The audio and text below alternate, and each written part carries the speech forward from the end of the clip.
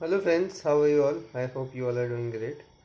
तो ये है क्लास नंबर आपकी 40 of economics honours semester 3 micro economics का फुल कोर्स की।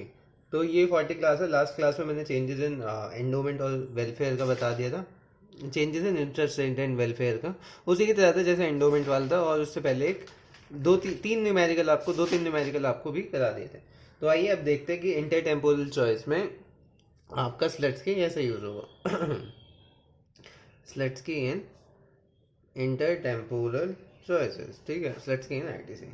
तो अब इसमें क्या होता है कि मतलब जब आपका रेट ऑफ इंटरेस्ट है, तो अगर रेट ऑफ इंटरेस्ट आपका बढ़ गया, इसके कारणवश क्या होगा, इसका मतलब ये है कि आपकी जो रियल इनकम है वो इंक्रीज हो गई।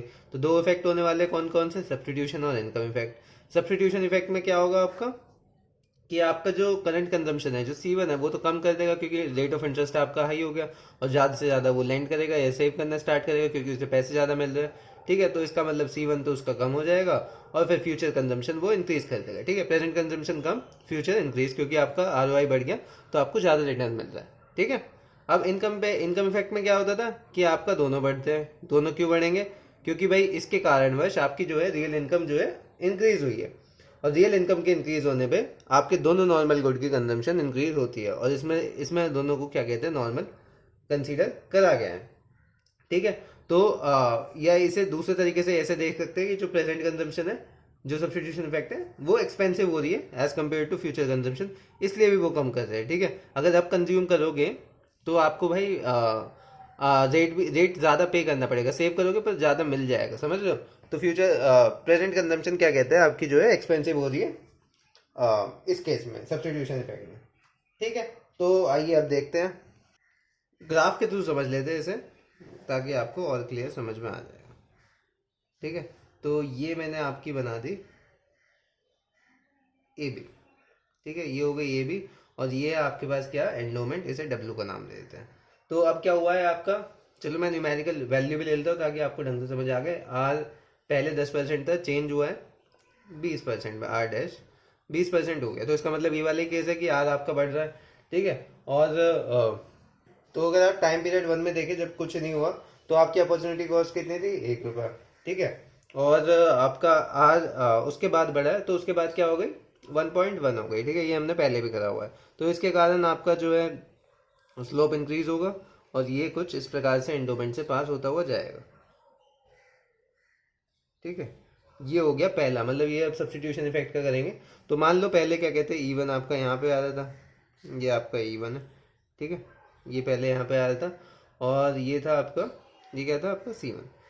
अब आपका जो है, हमें पता है सब्सटीट्यूशन इफेक्ट से क्या होता है, C1 आपको कम करना है, तो इससे इस साइड ही आएगा जो आपका E2 आएगा, तो मैं यहाँ पे ले लेता हूँ E2। ठीक है, तो ये हो गया आपका C1 डैश। अब इसके बाद क्या हुआ, इसके बाद जब चेंज इन आर हुआ, तो आपकी अपॉर्चुनिटी कॉस्ट कितनी हो गई, वो कितनी होगी, 1+R होती थी। तो पहले क्या हो गई थी सब्सटीट्यूशन इफेक्ट में, 1+0.1। ठीक है, क्योंकि आपने इसे लिया था, और जब ये हुआ है तो इसमें क्या लोगे, 1+0.2, तो ये हो जाएगी 1.2। अब यहाँ पे स्लोप मतलब और बढ़ेगा, ऐसे करके कुछ कहानी बनेगी। ठीक है, ये आपका हो जाएगा इनकम इफेक्ट के बाद। और एंडोमेंट उसके पास जो है वो पहले से ही हमेशा ही रहेगी किसी भी चेंज में। ठीक है, इसमें कोई चेंज नहीं आया, तो सारी एंडोमेंट से होके आपकी पास होने वाली है। ठीक है, यहाँ से आपका पाइवट होते रहेंगे इस पॉइंट से, डब्ल्यू से। तो यहाँ पे अगर आप देखोगे तो यहाँ पे हमें C1 और C2 दोनों ही कंजम्पशन बढ़ानी है। वो कैसे बढ़ेगी भाई, वो तो इस पॉइंट से इधर होना चाहिए तभी बढ़ेगी, मतलब ये इस एरिया में ही आना चाहिए C1 और वो E3, तभी क्या कहते हैं इसकी भी बढ़ रही है क्योंकि पहले इतना था, और इसकी भी बढ़ रही है। तो यहाँ पे मैं कहीं भी ले लेता हूँ, ये हो गया आपका E3, और ये आ गया आपका C1 डबल डैश। ठीक है, यहाँ तक कहानी क्लियर है। तो सबसे पहले आपका स्लोप ऑफ ए बी क्या होगा, स्लोप ऑफ ए बी आपका होने वाला है -1+R। दूसरे का होगा आपका ये जो सब्सटीट्यूशन वाला है, इसका होगा -1+R डैश, और तीसरे का 1+R डबल डैश कह लो उसे। ठीक है, तो फिर इसके बाद आपका क्या आ जाता है, इसके बाद आपका आ जाता है इंडिविजुअल सेविंग कर्व। तो इसमें भी ना बेसिकली सेम कहानी है जो पहले लेबर सप्लाई कर्व में होती थी, वो जो बैकवर्ड बेंडिंग होता था, अगर आपको याद हो। तो इसमें बिल्कुल सेम कहानी रहेगी। आपका आर बढ़ता है तो दो इफेक्ट होते हैं, सब्स्टिट्यूशन इनकम इफेक्ट। इसमें क्या होगा, आपका C1 कम होगा, C2 बढ़ेगा, क्योंकि क्या कहते हैं उसे हायर इंटरेस्ट रेट मिल रहा है इसमें सेविंग पे। और इनकम इफेक्ट में क्या होगा, मतलब सेविंग और कंजम्पशन दोनों को आपने नॉर्मल गुड कंसीडर करा हुआ है, तो इनकम के बढ़ने पे नॉर्मल गुड की कंजम्पशन बढ़ती है, तो इसमें दोनों की आपकी कंजम्पशन बढ़ जाएगी। तो स्टार्टिंग में क्या होता है, स्टार्टिंग में आपका क्या कहते हैं, जो सब्स्टिट्यूशन इफेक्ट है वो डोमिनेट करेगा और फिर इनकम इफेक्ट डोमिनेट करना स्टार्ट कर देता है। ठीक है, वही कहानी है जो मैंने लेबर सप्लाई कर में आपको सिखाई थी ना, कि हाँ एक टाइम आता है और वो थोड़ा सा संतोष की भावना आ जाती है उसके अंदर, और फिर वो थोड़ा एंजॉय के उसमें लग जाता है, तो लेजर में ज़्यादा टाइम देता है। तो वही वही सेम चीज़ है, यहाँ पे क्या आएगी, यहाँ पे आएगी आपकी सेविंग और यहाँ पे आएगा आपका आर। ठीक है, और यहाँ पे क्या आएगा भाई, ये पता होना चाहिए एक्स और वाई पे क्या आता है, C1 और C2 आएगा। तो यहाँ पे सेविंग और यहाँ पे आर, और फिर ये कुछ इस प्रकार से। इस एरिया में देखो तो सब्स्टिट्यूशन इफेक्ट डोमिनेट कर रहा है इनकम को, और यहाँ पे आपका इनकम इफेक्ट डोमिनेट कर रहा है सब्स्टिट्यूशन इफेक्ट को। ठीक है, बस इतनी सी कहानी है, और इसे क्या कहते हैं, इंडिविजुअल सेविंग कर। तो चलिए यार, इससे रिलेटेड भी क्या कहते हैं क्वेश्चन कर लेते हैं। वैसे मैंने C2 C1 से रिलेटेड कराए थे, अच्छा यहाँ से थे, तो चलो कोई नहीं, एक एक और क्वेश्चन कर लेते हैं। इसमें क्या ले लेते हैं, वही पहले M1 ले लेते हैं। M1 आपकी 2000 है, M2 आपकी 1100। ठीक है, यहाँ तक कोई दिक्कत नहीं है। इंटरेस्ट रेट आपका आर जो है वो 10% गिवन है, और price of C1 and C2 है आपका ₹1 पर यूनिट। ठीक है, price of C1 and C2। तो सबसे पहले क्या चीज़ पूछी है कि प्रेजेंट वैल्यू ऑफ एंडोमेंट बतानी है, वो बात बहुत आराम से आप बता ही देंगे। वो क्या होती है, M1 प्लस M2 ये 1100 अपॉन कितना आता था, 1 प्लस आर। तो ये इसका आंसर आ जाएगा आपका 3000। तो ये प्रेजेंट वैल्यू हो गई। ठीक है, दूसरा उसने पूछा है कि भाई फ्यूचर वैल्यू क्या है। फ्यूचर वैल्यू आप बता देंगे। उसमें क्या होता था फ्यूचर वैल्यू में, M2 plus M1 into 1 plus R. ये आ जाएगी आपकी, कितनी आ जाएगी, 3300 आ जाएगी। ठीक है, ये आ गई आपकी 3300 रुपये। यहाँ तक भी कोई दिक्कत नहीं है। फिर तीसरा कहते हैं भाई बजट कंस्ट्रेंट बता दो सिंगल प्लेन पे। तो बजट कंस्ट्रेंट हमें पता ही है क्या होता था, C1 प्लस C2 किसी भी टर्म में लिख सकते हैं, या तो प्रेजेंट वैल्यू के टर्म में लिख दो, या आप फ्यूचर वैल्यू की उसमें लिख दो। आंसर दोनों का सेम आना है। ठीक है, ये होता था। ठीक है, अब अगर मैं प्रेजेंट वैल्यू की उसमें लिखूंगा तो क्या आएगा, अगर प्रेजेंट वैल्यू की उसमें लिखूंगा तो ये हो जाएगा C1 plus C2 upon 1.1 is equal to 3000। अगर फ्यूचर वैल्यू के उसमें लिखना चाहो भाई वो भी लिख दो, ये हो जाएगा 1 plus R C1, 1.1 C1 plus C2 is equal to 3300।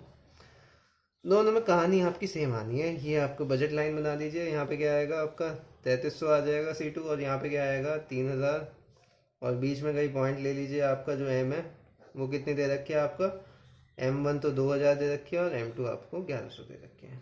यहाँ तक कोई दिक्कत नहीं है। फिर आइए, उसने कह दिया भाई यूटिलिटी फंक्शन ये है C1 इंटू C2। अब आप क्या कहते हैं, इसकी इक्विलिब्रियम कंडीशन निकालिए। ठीक है, या पहले पहले कह रहे हैं MRS निकालिए। तो MRS सभी को पता है क्या होता है, C2 बाय C1। ठीक है, ये आपका MRS हो जाएगा। फिर कह रहा है कि इक्वेशन बताइए जो कंडीशन को सेटिस्फाई करती है कि slope of budget line is equal to slope of IC। तो वो कौन सी इक्वेशन हो गई आपकी, C2 by C1 is equal to 1 plus are.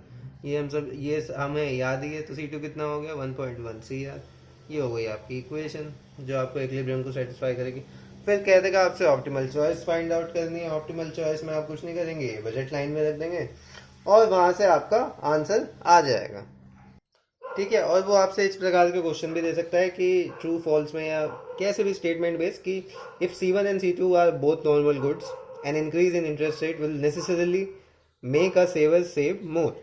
तो अब इसमें क्या कहेंगे, इसमें आपको कुछ नहीं, इसमें आपको ये वाला एक्सप्लेन करना है कि आज जब बढ़ता है उसमें क्या कहते हैं, सब्स्टिट्यूशन इफेक्ट इनकम इफेक्ट होता है।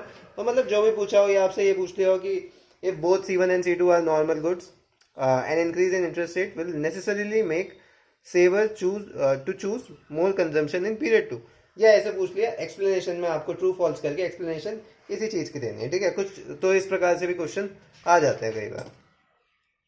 तो आइए एक हाई लेवल का क्वेश्चन और कराता हूँ, देखते हैं आप में से किसका दिमाग चलेगा। तो ये थोड़ा डिफरेंट लेते हैं, आपको खुद सॉल्व करना है। मतलब मैं बता ही दूंगा पर वीडियो पॉज करके सॉल्व करना। तो मिस्टर ए है जिसकी इनकम जो है दे रखी है 20 रुपये दोनों पीरियड में, मतलब C1 और C2 आपका दोनों 20 है, ठीक है। ये आपका दिया हुआ है, सॉरी M1 M2 इनका मैंने, हाँ M1 M2 आपकी 20 दी गई है ईच पीरियड में आप उसकी। अगर वो बोरो कर सकता है, मतलब जो बोरो का लैंडिंग रेट है वो है आपका 200%, कि वो 200% पे बोरो कर सकता है, पर जब लैंड करने की बारी आती है तो उसे 0% ही मिलता है, ठीक है। लैंड करने अब इस केस में क्या है भाई, आर दोनों में अलग है, बोरो का अलग है, लैंड का अलग है। तो सबसे पहले तो इसकी बजट लाइन बना दो कैसी होगी, ठीक है। आराम से वेट करके आप बनाइए, फिर मेरी देखिए। तो मैं बना लेता हूँ, अब आशा करता हूँ आप में से किसी न किसी ने हाथ पैर तो चलाए होंगे, और वही इतना ही चाहिए बस। आ, हाँ इतना सही चाहिए होता है, बाकी चीज़ होने लगती है फिर। तो अगर यहाँ से देखेंगे, यहाँ पे कौन सा इंटरसेप्ट आएगा, सबसे पहले तो इंटरसेप्ट ही देख लेते हैं, फिर बनाएंगे बजट लाइन। इंटरसेप्ट यहाँ पे क्या आएगा, यहाँ पे आपका आएगा M1 या M2 ले लो, ये वाली थी ना, कौन सी इक्वेशन थी आपकी, ये वाली फ्यूचर वैल्यू वाली आएगी ना। तो यहाँ पे M2 वही है 20 + 20 1 + R, और ये इस केस में क्या आ जाता है, इस केस में आपका वो लेंडर होगा या सेवर कह लो, ठीक है, क्योंकि बजट लाइन से इस साइड में आपका सेवर होता है और उस साइड आपका वो होता है बोरोवर। तो यहाँ पे 1 + 0 हो जाएगा, तो ये आपका कितने का इंटरसेप्ट आ जाएगा, 40 का, ठीक है। यहाँ तक कोई दिक्कत नहीं। फिर यहाँ पे बारी आई, यहाँ पे आपका कितना होगा, यहाँ पे भी वही 20 M1 + M2 upon 1 + R, 1 + R, यहाँ पे है 200%, और ये लिख दिया मैंने 2। अब आप पूछ रहे हो कि 2 क्यों लिख दिया, क्योंकि हम क्या कहते हैं इसे 100 से डिवाइड करके लिखते हैं, ठीक है, क्योंकि एक ही आपको यूनिट में चीज़ें चाहिए होती है। तो ये हो गया 1 + 2, और इसकी अगर वैल्यू आप निकालोगे तो ये आ जाएगी 26.67, ठीक है। यहाँ बीच में कहीं आपका वो है मनी इनकम विच इज़ 20,20। तो अगर वो इस पॉइंट से इस साइड है तो इसका मतलब वो बोरोवर है, उस वक्त कौन सा रेट लोगे आप, 0% का। तो वो क्या होगा, आपका स्लोप क्या होगा, -1 1 + R, ये आपको बताइए, तो -1 इसका स्लोप होगा। तो चलो इस प्रकार से बना देते हैं, पर यहाँ से इसके बाद कहानी चेंज हो जाएगी, इसके बाद क्या चेंज हो जाएगी, स्लोप चेंज हो जाएगा। स्लोप क्या हो जाएगा, -1 + R, यहाँ पे R क्या लेंगे 2, ठीक है, मतलब 200% है, तो उसका 100 से डिवाइड करके 2 हो गया। तो यहाँ से आपका स्लोप मतलब बढ़ जाएगा, तो ढलान और ऐसे हो जाएगी, ठीक है। ये वाला पॉइंट ले लो, कोई दिक्कत नहीं है। तो आपका कुछ इस प्रकार से ये हो जाएगा, ये वाला पॉइंट। तो ये हो जाएगी आपकी फाइनल बजट लाइन। एक होमवर्क देता हूँ, ये इसमें आप दिमाग लगाना, कि अगर वो एक ऐसे प्रोजेक्ट में इन्वेस्ट कर रहा है कि M1 30 है, M2 उसका 15 है, तो एक तो नई बजट लाइन आपको ड्रॉ करनी है, सेटिस पेरिबस, मतलब सारी चीज़ कांस्टेंट, और फिर आपको बताना है कि वो जो है बेटर ऑफ होगा या वर्स ऑफ, ठीक है। नेक्स्ट क्लास में इसी के साथ एक कंबाइंड डायग्राम बनेगा, उसका कुछ ऐसे करके ऐसे आएगा, ठीक है, और उसमें आपको बताना है कि बेटर ऑफ होगा या वर्स ऑफ, ठीक है। तो ये करके आना, और बाकी प्रैक्टिस करो क्वेश्चन की जितने जितने ज़्यादा हो सके।